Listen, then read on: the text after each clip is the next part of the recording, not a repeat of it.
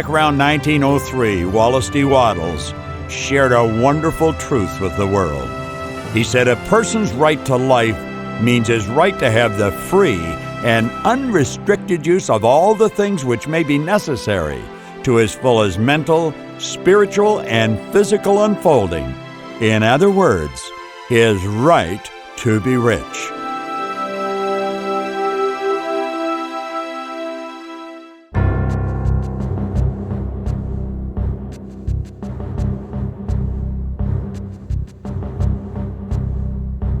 Hello, this is Sandy Gallagher, President, CEO, and co-founder of the Procter Gallagher Institute. And I want to let you in on a secret that, if you allow it to, will utterly and completely change your life. Getting rich isn't a matter of luck, ability, or talent. It's a matter of science.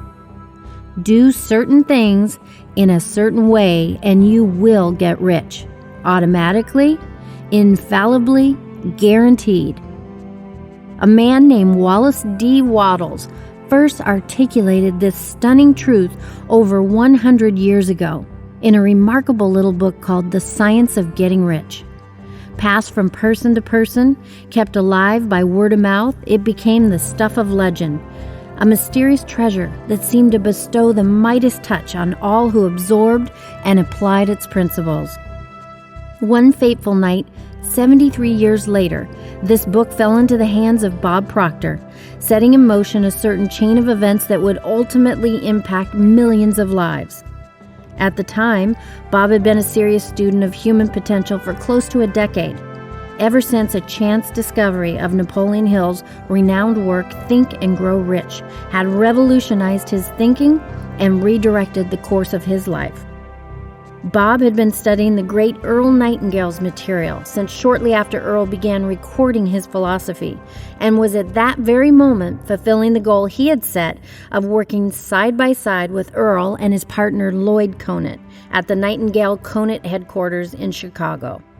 But nothing he had studied or experienced could have prepared Bob for the new dimension he was about to step into.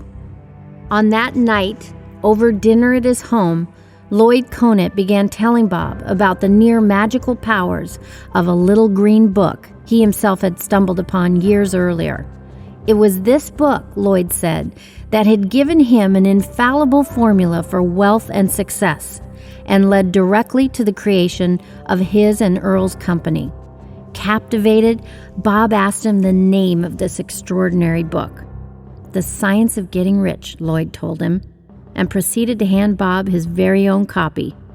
From that moment on, his life was never the same. Bob studied The Science of Getting Rich backwards and forwards until he'd memorized it. He internalized its insights and instructions so thoroughly that they became a part of his very being, the automatic underpinning of every word he spoke, wrote, and every action he took.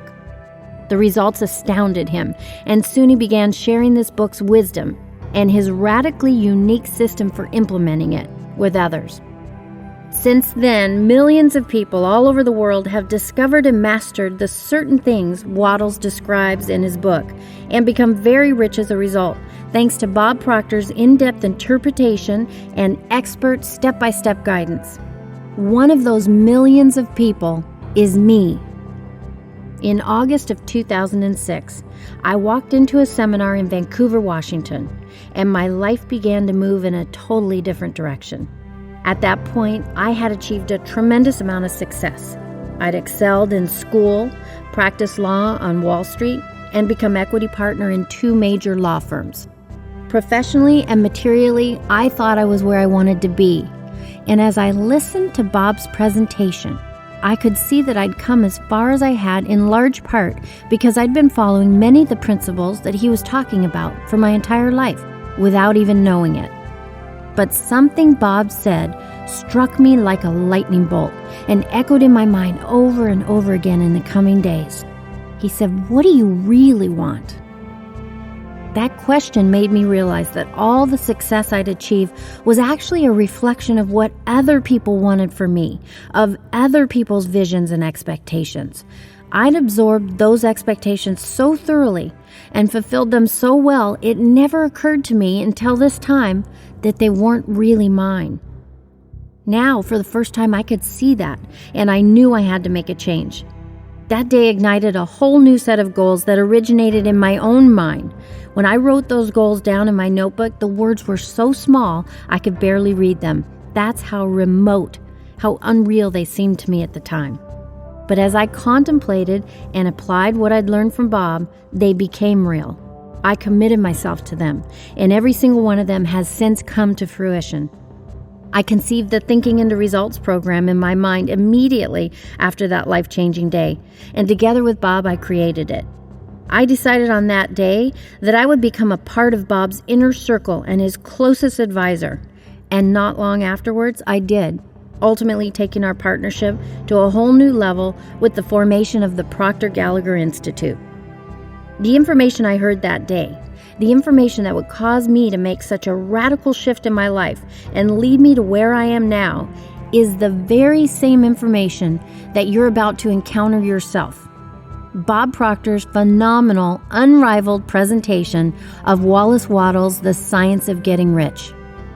While I sat in that seminar, I took the ideas that you're about to explore and permitted them to activate my imagination. I began to dream of what my life would be like if I would just follow my own path, do my thing, and do it to the best of my ability every day. I was getting excited.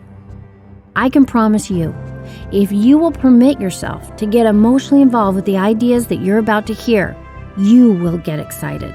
And I mean really excited, dreaming of what you're capable of doing and knowing that you now have the tools to make that dream come true.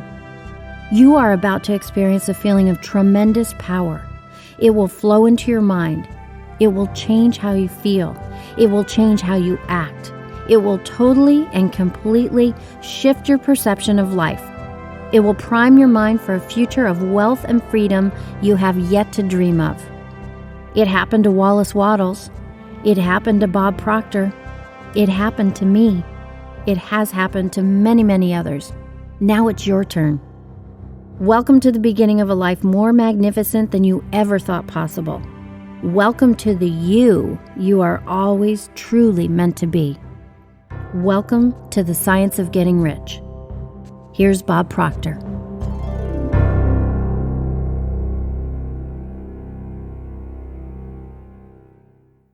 There's been a number of people that have had a profound impact on my life, but there's two in particular, Rhonda Byrne and Lloyd Conant. With The Secret, Rhonda totally shifted my thinking, my business world, my life. Lloyd Conant introduced me to this work of Wallace Wattles way back around 1968. I've never stopped studying it. With The Secret and the Science of Getting Rich, I honestly believe this is going to change the consciousness of the entire world. The world is waking up. They're waking up in great numbers. The Secret is impacting their life. And the Science of Getting Rich is going to show everyone how to develop what all of the people on The Secret are talking about, how to develop that law of attraction, how to move into harmony with the law. Let me begin by the comments that Stuart Edward White and Harwood White shared with us. They said, curious how we acquire wisdom. Over and over again, the same truth is thrust under our very noses. We encounter it in action, we are admonished of it, we read it in the written word. We suffer the experience. We gradually assent to the advice. We approve intellectually the written word, but nothing happens inside us. Then one day, some trivial experience or word or encounter stops us short. A gleam of illumination penetrates the depths of our consciousness. We see. Usually it is but a glimpse. But on a rare occasion, a brilliant flash reveals truth fully formed, and we marvel that this understanding has escaped us for so long. As I was sharing the words, then one day some trivial experience or word or encounter stops us short, I'm quite certain that that's exactly what happens to millions of people as they sit down and turn on the movie The Secret. It's expanding everyone's mind. It's opening up the mind of the world to the way God meant us to live. A gentleman by the name of Steve Bow one time said, God's gift to us is more talent and ability than we'll ever hope to use in our lifetime. And our gift to God is to develop as much of that talent and ability as we can in this lifetime. I believe that's what The Secret is waking people up to. And that is what the Science of Getting Rich is designed to help you actually do. Many years ago, I had the very good fortune of working on the stage with Eric Hoffer. He said something that was rich with truth, and it stuck in my mind. He said, in times of change, the learners will inherit the earth, while the learned find themselves beautifully equipped to deal with a world that no longer exists. Well, think about that. He said, in times of change, the learners will inherit the earth. I took that to be metaphorical, that they'll be happy, healthy, and wealthy. Well, the learned find themselves beautifully equipped to deal with a world that no longer exists. Our world is changing. The world's not getting bigger, it's getting smaller. We're dealing in a global marketplace today. It's not uncommon for people to talk a number of times a day from opposite sides of the globe. The world is changing. And the learners will become the happy, healthy, wealthy ones. There's no such thing as a learned individual. There's no such thing as an educated individual. Education comes from the Latin educo, meaning to educe, to develop, or to draw out from within. So learning is not hammering information into our head. It's becoming aware of what's already inside of us. Now, Hoffer also said, to learn, you need a certain degree of confidence, not too much and not too little. If you have too little confidence, you'll think you can't learn. If you have too much, you'll think you don't have to learn. You know, it's conceivable as you sit and watch The Secret that you might think that there's some emotional or capricious God has blessed the people in that movie with something that you haven't got. But that's not the way it is. The whole idea of the movie is to make you aware that what each one of us on that movie are talking about, you have. And it's just simply a matter of becoming aware of it. It's like the Whites said, then one day some trivial experience. And it's going to be something small, and it may just be a flash, but I can assure you, if you will study this program like I've studied it, like many other people have studied it, you're going to find that your world is going to start to change.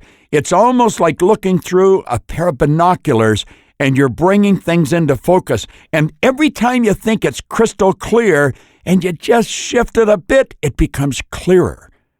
You have infinite potential. There's no end to what you're capable of doing. And the beautiful truth is, this program is going to help you bring that potential to the surface and begin living the rich life. All the way through The Science of Getting Rich, Wallace D. Wattles reminds us that you don't get rich by doing certain things. You get rich by doing things in a certain way. That certain way is what Rhonda really grasped in the film The Secret. See, Rhonda Byrne was illuminated. She studied this book, and a gleam of illumination penetrated the depths of her consciousness, and she was inspired to share this with the world, which she's doing. And it's growing so rapidly. And now you've got it in your hands to learn how to move into harmony with those laws. If you go and stand in front of the mirror, you will see a reflection of your body, but you will not see a reflection of yourself. That's your body. That's the house you live in. Your body is a molecular structure. It's a mass of molecules at a very high speed of vibration. If you're going to change the results in your life, you're going to have to go inside. You're going to have to begin tapping into your mind.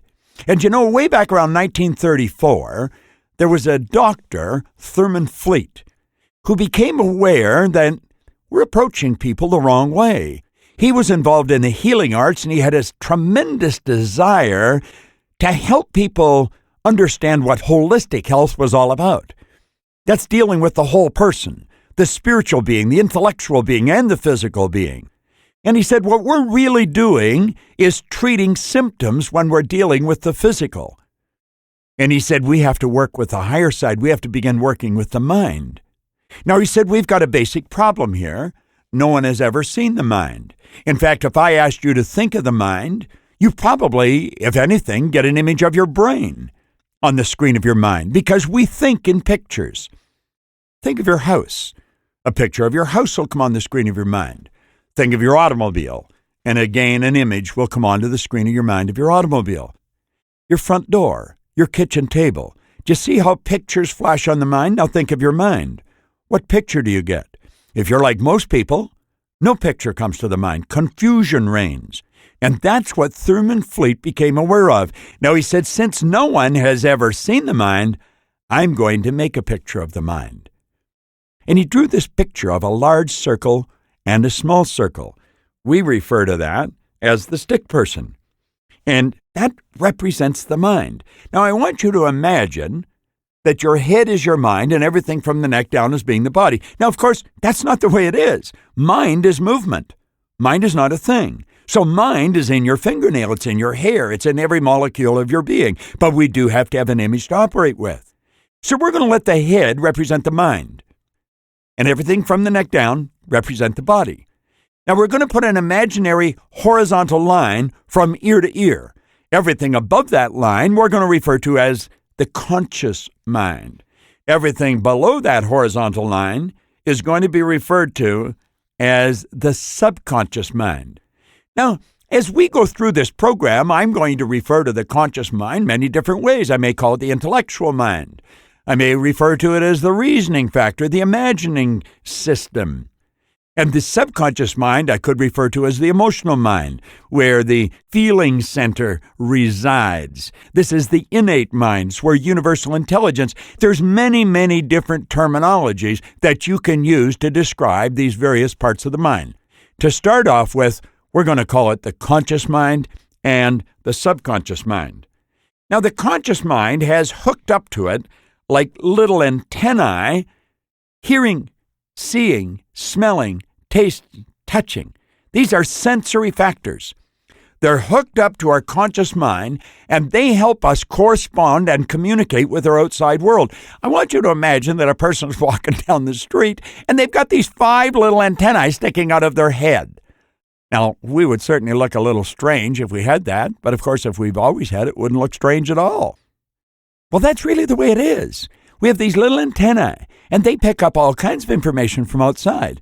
Now, I think, as Moses said, they're both a blessing and a curse, because they not only pick up all kinds of distractions, but they also feed good information in. We see what something looks like. We can taste things. We feel it. You see what I'm talking about? Your sensory factors help you correspond and communicate with your outside world. Now, in your conscious mind, as we're going to find, you also have intellectual factors. You've got the ability to think, and you can think anything you want to think, and you think in pictures. Now, if I'm sharing an idea with you, which I'm doing right now, I am attempting to form images in your conscious mind. As these images come to your conscious mind, because you can think, because you do have a reasoning factor, you can accept or reject anything you hear. There's a great book written by Dr. Viktor Frankl. He was a Jewish psychiatrist that spent the war years in a camp, and he was subjected to a respectable amount of physical and intellectual abuse. But it was while he was in the camp that he became aware that no one could cause him to think something he didn't want to think. He wrote a book on it called Man's Search for Meaning. You and I have the ability to choose our thoughts. If you see a headline in the paper that said the economy's going down the tubes, and that comes into your consciousness, you can reject that. You don't need to get emotionally involved with that idea. If someone says something to you that's unpleasant and you don't want to get emotionally involved, just reject it. We choose the images that we accept and the ones we reject. Now, unfortunately, as little children, we were actually conditioned to live from the outside in. As we go through this program, I am going to encourage you to switch that around and begin living from the inside out. Do you know that's what the Bible teaches you? The Quran, the Torah, the Bhagavad Gita, all the good books tell us to go inside, live from the inside out, but we've been programmed from our childhood to live from the outside in. We get a report card, and we look at the report card, and if the numbers on it aren't too good in school, we think we're not very good as a student, that we're missing something. The truth is, the report card just tells us where our mind was at for a very short period of time, maybe 3 or 4 weeks ago. Has absolutely nothing to do with our potential. We have infinite potential, and we want to start to think that way. As we go along, we're going to start to go inside. The conscious mind has the ability to accept or reject. So, as you go through the program, you're going to see the graphic illustration that we refer to as the stick person, and it's all the way through our program. So as you're driving along or you're walking along, if you look at another person, begin to look at their head as their mind and everything from the neck down as being the body. You know, I have formed the habit of doing this. If I were to sit down and talk to you, immediately I would have an imaginary line from ear to ear. And everything above that line would be your conscious mind. And I'd be attempting to get your conscious attention. And because I know how your conscious mind works, I could probably be successful without too much trouble. Now, let's go below that imaginary line. That's called the subconscious mind. Do you know the subconscious mind has no ability to reject? It'll accept anything you give to it. It's like a magic area, and it's inside of us. It'll accept anything. Doesn't matter what it is. It's not able to differentiate between what's real and what's imagined. Your subconscious mind, if you wanted to get technical about it, you could say it's totally deductive. It has absolutely no ability to reject. It can only accept. So whatever gets into that part of your mind affects your entire body. Just see, your body is an instrument of your mind. The body is an instrument of the mind. When you see a body moving in a certain direction, what you're really watching is the body expressing what's going on in the mind. If you watch a person, they start this and stop it, they start that and stop it, they go here and then they turn around, they go there, and they're all over the place.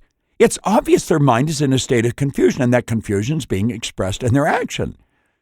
Get into a person's automobile. It frequently looks like some of the people that you know are moonlighting in the garbage business. I mean, the automobiles is totally upside down. Do you know that gives you an indication of what's going on in their mind? Another person, you'll get in their automobile and everything is just perfect. What have you got there? You've got an orderly mind. You go into their home, there's order. Our mind is what determines what's going on in our outside world. Now, the subconscious mind will accept anything, and the images that you accept on a conscious level and impress upon the subconscious mind, they control the vibration that your body's in. Now, this may be new terminology to you. You may have never thought of your body being in a vibration. Hold your hand up in front of you. Actually, look at your hand. I'm looking at mine right now, and you've got to admit it looks solid, but you want to know something? At the very best, it's a sieve. It is a mass of molecules and a very high speed of vibration. And you know that you've got the ability to alter the vibration it's in? Now, the vibration it's in is going to determine how you feel. When you ask a person how they feel, what you're really saying is, what vibration are you in? And they will tell you, if they're consciously aware of being in a negative vibration, they'll probably tell you they don't feel that good. If they're consciously aware of being in a very good vibration, they'll probably say, I feel pretty good. We can control our own feelings. We control our feelings by virtue of the images that we build in our consciousness and turn over to our subconscious. So now, let's get the picture. I want you to visualize your head as your mind. You've got that imaginary line running from ear to ear. And above it, I want you to start to build a beautiful picture. I want you to see yourself very wealthy. You are clothed in the finest garments that are available to man. They are absolutely beautiful garments. You see that in your mind. You are driving a very luxurious car. You're living in a beautiful home. You're able to take magnificent vacations. You see an opulent lifestyle. You build a picture of that. Now you can take and let that picture sink right into your subconscious mind. And do you know that if you would continually do that, that's the way you're going to end up living, because it's the images that you impress upon your subconscious mind that controls the vibration you're in. All the way through The Secret, they talked about thinking in a certain way and attracting it into their life. If you held that image and you kept getting emotionally involved in the image, because that's what getting emotionally involved means. It means turning the image over to the subconscious mind. You move into that vibration, and instantly and automatically attractive force moves into motion. And you begin to attract to you all things requisite to the fulfillment of that picture. I know this works because I do it. When I first started to study this material, I was earning $4,000 a year, and I owed $6,000. I had no formal education. I had no business experience, and I was working at the best job I had ever had in my life. I was a firefighter with the East York Fire Department. That's a suburb of Toronto. And I probably thought I was going to stay there for the rest of my life until I was introduced to this material. And my life began to change. And in a relatively short period of time, my income went from $4,000 a year to $175,000 a year. And then it went over $1 million a year. I was on a call last night with a man named Alex Mendozian. He's a marketing genius, this man. And he was telling the audience in the conference call that we were on how he was earning $68,000 a year. And he left his job in the eastern part of the United States and moved to the San Francisco area where his family lived. He and his wife had a couple of little children, and they wanted the children to be around the grandparents. And he had listened to a recording that I made that said you can actually turn your annual income to a monthly income. And he said he began to think, how can I turn my annual income to a monthly? He didn't think he couldn't. He began to think of how he could. And he said, I actually did it. I earned $68,000 in a month. And he said I did it 2 or 3 times. And then it was just a matter of doing it 12 times a year. And he shared with the audience that he's actually done that in an hour. And he's done it 16 different times. See, there's no end to what you and I can do. I want to recommend that you begin thinking of turning your annual income into a monthly income. I was working with a business associate of mine, Wolfgang Sonnenberg. We were in Hamburg, Germany. His company offered $1 million bonus for anyone that could reach a certain sales level. He immediately went there and did it. And in a meeting, I asked him, Wolfgang, when did you decide that you were going to earn that $1 million bonus? He said, the minute they announced it. He said, I figured if they're going to give it away, I would take it. Now, there were tens of thousands of other people operating in that same organization. But nobody else made that decision. Why did he make that decision? Because he wanted it. And he had an idea. He had an awareness that if he wanted it and saw himself with it and got emotionally involved in it, that he would attract everything that was required for the manifestation of the picture. What do you want? What do you really want? Now, we've invested a bit of time discussing the mind. Let's take a look at the third aspect of our personality. You've got the conscious mind, the subconscious, and you have the body. The body is the instrument of the mind. It obeys the operations of the mind. It will do whatever the mind tells it to do. The body is a delicate plastic instrument. It is a mass of molecules in a high speed of vibration. If we keep the body vibrating in harmony with God's laws, it will stay healthy. And if we don't, it will break down.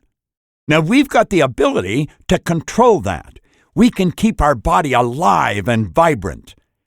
This whole universe operates by law. We're going to discuss the laws in depth. But Dr. Werner von Braun said that the natural laws of our universe are so precise that we don't have any difficulty building spaceships, sending people to the moon, and we can actually time the landing with the precision of a fraction of a second. He also said these laws must have been set by someone, but we'll leave that for another lesson. Now think The images that you impress by law are being expressed with and through your body. Now, I want you to notice that there's a 4-step process here, and we want to get all 3 parts of our personality working in harmony by following these 4 steps. Number 1 is thoughts. Begin to pay attention to what you're thinking. Number 2, you internalize those thoughts and you create a feeling.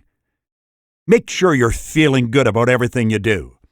Number 3, those feelings are expressed in actions. Pay attention to your actions. Do everything you're doing as well as you can possibly do it. And number 4 is results. Pay attention to your results. And understand this, you are in control of your results. Do you see, when I first began to study this, as I've already mentioned, I was unhappy, I was sick, and I was broke. I thought somebody else was the cause of my results. I was a victim. Victims lose. Victims never learn that they are in control of their results. I want you to make up your mind that from this moment on, you're going to be consciously aware of what you're thinking, what you're feeling, and what you're doing, and realize that if the results are not the results you want, you've got the ability to change them. Don't feel bad because the results are not what you want. Feel good that you're aware that you can change them. And then step into action and build an image of the good that you desire. Get emotionally involved in it, step into action on it, and watch the results change. You will attract to you everything required through the great secret of life, the law of attraction. As we go through this program, your mind is going to keep expanding. The light is going to keep getting brighter and brighter. And you're going to wake up and you're going to say, now I see. The same thing will happen to you that happened to me. The same thing's going to happen to you that happened to Rhonda Byrne. And then you want to ask yourself, will I do what these people have done? Will I share this with the world? Because if you decide to do that, you're going to have a magnificent life. Absolutely magnificent. And I trust that you will. This is such a wonderful program. It's the science of getting rich. And you've got it. You own it. Understand it. Digest it, internalize it, live it, and share it.